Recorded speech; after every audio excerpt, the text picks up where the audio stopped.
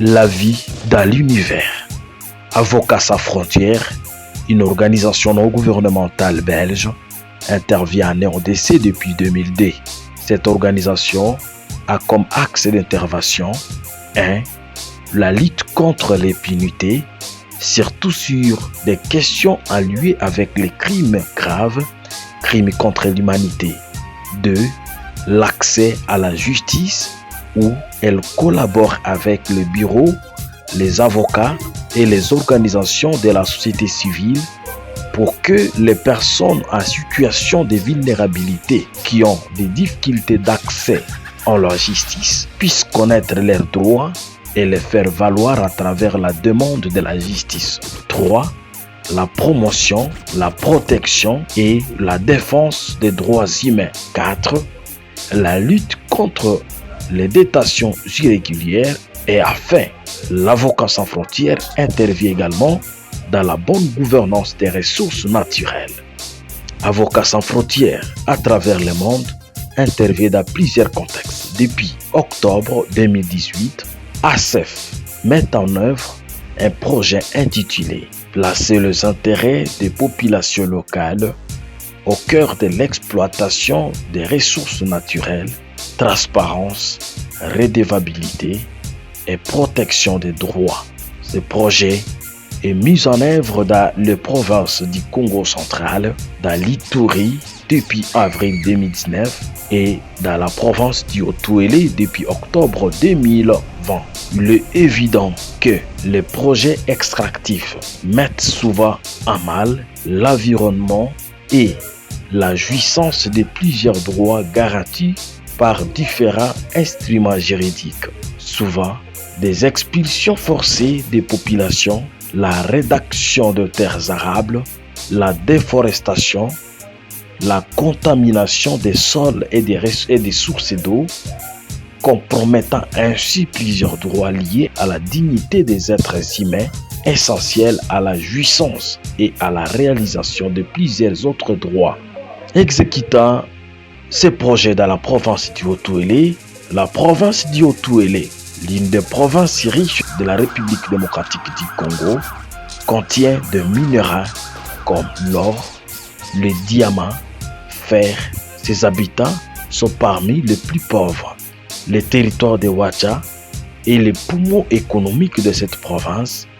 Avec la présence de la société Kibali Gold Mine, cette entreprise est une grande opportunité en termes de développement socio-économique de cette zone.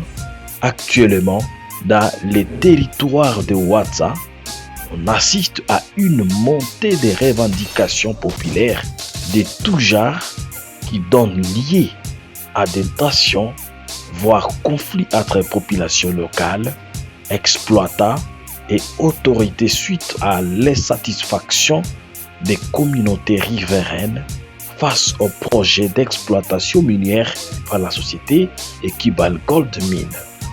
L'objet de notre enquête, pour bien orienter ces actions dans la mise en œuvre de ces actes, de ces projets, Avocats sans frontières a mené au mois de janvier une enquête de perception des populations riveraines sur la gouvernance des ressources naturelles. Cette enquête avait comme objectif ci-dessous: recueillir la perception des communautés riveraines sur la gouvernance en secteur extractif dans leur milieu et sur les actions de leurs représentants à la matière, leur permettant d'exprimer leurs ententes, leurs besoins et éventuelles revendications. Les résultats de cette enquête permettra d'avoir une meilleure lecture du degré de confiance que les citoyens ont envers leurs représentants. Les rapports de cette enquête constituent un outil d'échange et de discussion constructive entre les parties prenantes. D'une manière subsidiaire, cette enquête a permis d'évaluer les niveaux de connaissance des droits au sein de la communauté riveraine, de leur degré d'implication et de participation dans les processus de la gestion des ressources naturelles et leur réaction lorsqu'elles font face aux violences de leurs droits. Cette enquête a été réalisée dans 5 villages, dont 3 dans le secteur Kibali et 2 dans celui de Mangbotou en territoire de Ouatta. Il s'agit de l'agglomération de Kokiza, qui regroupe en son sein 21 villages, jadis délocalisés et relocalisés. Les villages Nganya, dans le site Kanan, Renzi, ce village juxtaposé à un site d'exploitation très intense avec une forte utilisation des explosifs pour le creusage. Les villages de Calivan, Matiko, en plein processus de démocratisation, les villages Watsamouké, où on trouve plusieurs sites d'exploitation artisanale comme Dilolo, Baramota et enfin le village de Guima où il y a également une étasse exploitation artisanale. Les profits de la population enquêtée. 49% vivent de l'agriculture, environ 39% de l'exploitation artisanale. Et aussi, on ne veut pas venir dans une zone avec des idées préconçues parce qu'on a constaté chaque zone a ses propres réalités. Donc avant de pouvoir vraiment commencer les activités et inscrire nos interventions sur les vrais problèmes de la zone, c'était quand même important qu'on commence par une enquête qui n'est pas seulement évaluer la perception, mais aussi identifier les différents problèmes pour que nous puissions adapter nos interventions sur base de ces problèmes-là. Alors voilà, c'est ce qui a poussé Avocats sans frontières à pouvoir réaliser l'autorité compétente, les achats et les ventes des productions de l'exploitation artisanale n'est pas tracée ni contrôlée, ce qui fait échapper des sommes colossales de budget de l'État à faveur du pays voisin. Les transports et les commerces de l'or est très facile vers l'Ouganda voisin. Les dégâts causés par cette exploitation artisanale sont énormes. Plusieurs cas d'accidents miniers, notamment des éboulements de terre, des inondations, des asphyxies, pour ne citer que cela, suite aux mauvaises conditions de travail et non-respect aux normes. Sur le plan environnemental, la déforestation, la contamination des sources d'eau, des trous profonds sont abandonnés partout dans la nature. Il y a beaucoup d'enfants de moins de 15 ans et de femmes dans le site minier.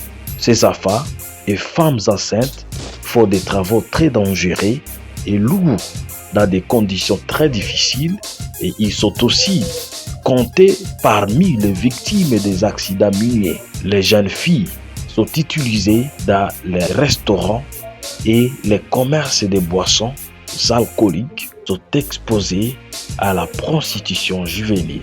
Par rapport au niveau des connaissances générales, plus de 80% n'ont pas de connaissances sur leurs droits ni sur les enjeux en lien avec l'exploitation minière. Plus de 90% n'ont jamais été sensibilisés ni informés sur les principes de base des processus de l'exploitation minière ni sur sa gouvernance, constitue un terrain fertile pour les différents abus de droit. La violation la plus décriée est le processus chaotique de la délocalisation et de la relocalisation des Kokiza. Il y a eu un déficit de communication éclairée, une mauvaise indemnisation et compensation. Il y a eu un déficit de communication éclairée, une mauvaise indemnisation et compensation. Il n'y a pas eu restauration des moyens de subsistance des personnes délocalisées. Ceci les a tout simplement appauvris car ont perdu leurs moyens traditionnels de survie. S'agissant de la délocalisation des Calivan, Matiko, le processus a commencé avec beaucoup de contestations et manque de transparence. L'ACE dut ne pas être saisi de ces processus. C'est fondé sur base, il y a un constant pour dire que la population est ignorante dans le processus Il y a surtout par rapport au processus, il y a des localisations. Et à atteler sur les 12 principes auto-évoqués. Qu'est-ce que nous avons prévu? Le vrai problème, c'est que nous avons, en tant que service de l'État, on a dans nos activités, tout un devoir, il y a vulgariser le texte, pour sensibiliser. C'est parmi les activités, tout un activité où il y a communication et éducation. Pour ce qui est des cas d'Enganya, le village Kanan Gurumba est très exposé aux effets néfastes des projets miniers et sa population n'a pas été délocalisée. Quelques cas de fausses couches ont été signalés, des sources d'eau, quelques cas de maladies de peau.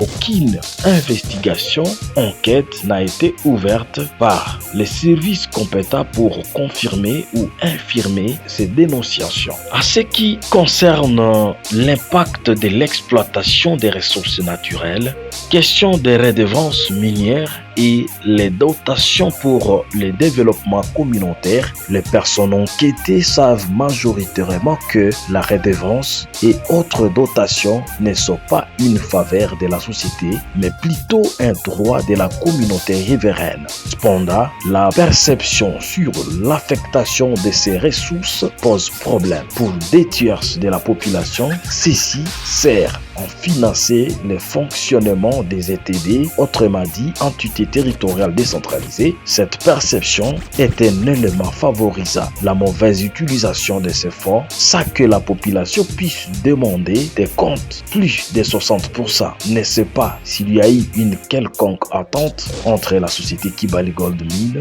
et les communautés riveraines. Seuls 20% sont au courant de l'existence de la signature des cahiers de charges, dont plus de 85% ne connaissent pas les contenus, ni les signataires ne connaissaient pas les contenus, ni les signataires. Il a été noté l'exclusion des membres des communautés réellement impactées et des organisations de la société civile dans ces processus. Le clientélisme et l'opacité totale dans ces processus. Pour cette population, le dividende géré par l'exploitation des ressources naturelles devrait être prioritairement affecté à l'éducation, santé, à l'électricité et les infrastructures et enfin à des projets à caractère socio-économique.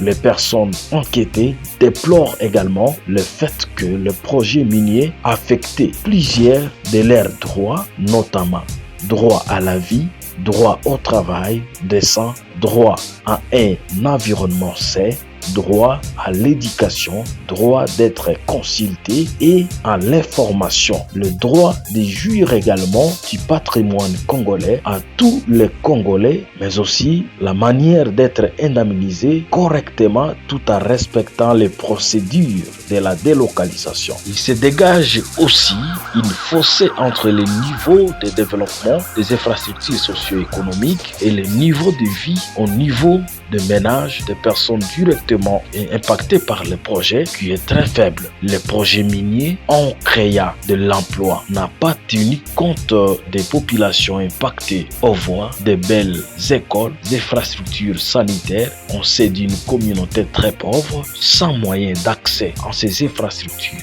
C'est ce qui remet en cause la question de durabilité des actions de Kibali Gold. Pour cette population meurtrie, l'exploitation minière profite aux entreprises elles-mêmes, aux personnes étrangères, à quelques individus congolais complices de la mauvaise gouvernance. Ne réduit pas les chômages au sein de la communauté, mais en plutôt des effets néfastes sur leurs moyens traditionnels de subsistance et renforcer ainsi leur situation de vulnérabilité. Les projets miniers a créé les méfiances entre les communautés et leurs représentants. Par rapport à la gouvernance, il y a un sérieux problème de la circulation des informations. Plus de 80% ne savent pas où trouvent les bonnes informations. Ceci laisse la place à la désinformation et à des spéculations. la gouvernance au sein de la communauté est aussi chaotique. Personne ne connaît comment se sélectionner les délégués des communautés, quels sont leurs rôles, qui sont-ils. La femme est absente, ce qui remet à cause la légitimité et la confiance envers ceux-ci. Par conséquent, ne sont pas redevables, ne faut pas participer leur communauté dans les processus de prise de décision. Ces représentants et délégués des communautés sont tous accusés d'être corrompus, de manque de compétences, ainsi de suite. Les pratiques corruptives. Pour les enquêtes, la corruption est très présente car plus de 40% ont déclaré être témoins et environ 30% n'ont pas voulu s'exprimer.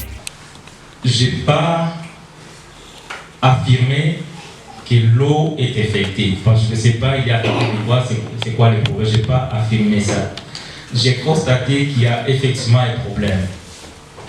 Et j'ai émis une hypothèse et une recommandation pour le chercheur pour qu'il puisse identifier c'est quoi vraiment ces problèmes.